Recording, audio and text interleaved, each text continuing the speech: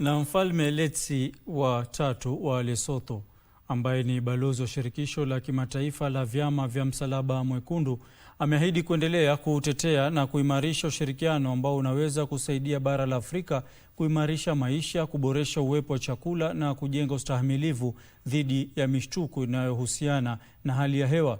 Akizungumza katika kaunti ya Taita Taveta wakati wa ziara ya nyanjani, mfalme huyo alisema ataendelea kutetea sera na mikakati inaweza kusaidia bara la Afrika kujenga idadi ya watu wenye afya na wanaotoshelezwa na chakula. Mfalme Letsi wa tatu wa Lesotho, ambaye ni balozi shirikisho la kimataifa la vyama vya Msalaba Mwekundu, aliwatembelea wakulima kadhaa katika eneo la Kimorigo lililo katika kaunti ya Taita Taveta wanaonufaika na mpango wa kuimarisha uwezo wa kukabiliana na majanga unaofadhiliwa na shirika la Msalaba Mwekundu la Uingereza na kutekelezwa na shirika la Msalaba Mwekundu la Kenya. A lot has been said about partnership and partnerships, and today I have witnessed partnerships in action.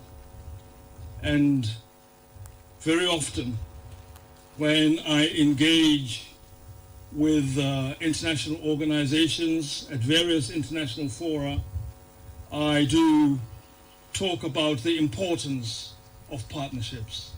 Mfalme Letsi wa tatu aliridhishwa na matokeo ya mpango huo na akaahidi kuendelea kushabikia na kuimarisha ushirikiano utakaosaidia bara la Afrika kujitosheleza kwa chakula.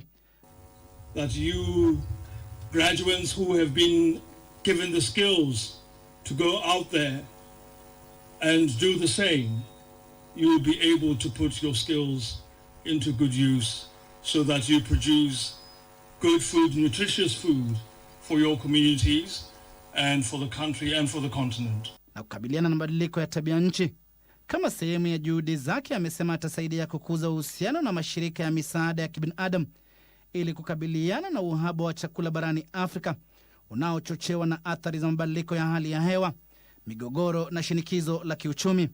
And today I have seen that with the right partnership, with the correct effort, African farmers can actually produce food for themselves. Katibu mkuu wa shirika la Msalaba Mwekundu nchini, Dr. Ahmed Idris, ambaye alikuwa katika ziara hiyo, alisema mpango huo ni sehemu ya ushirikiano wa kikanda na mikakati ya uwekezaji unaoleta pamoja watoaji misaada ya kibinadamu na wadau katika sekta ya hali ya hewa ili kuendeleza suluhisho endelevu zinazoongozwa na jamii katika kukabiliana na ukosefu wa uwepo wa chakula na lishe barani Afrika. Capital to make their lands productive, access that capital. And we are mobilizing the right partnerships to do that.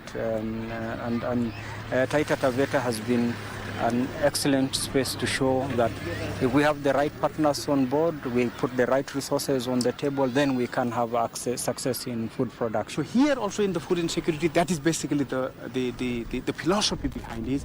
Let's invest, even if it is a smaller amount of resources that is available, let's invest in the farmers so they become self-sustaining, so they don't need assistance afterwards. Because the assistance afterwards is always more expensive. So this is exactly the time we need to seek this type of sustainable solution.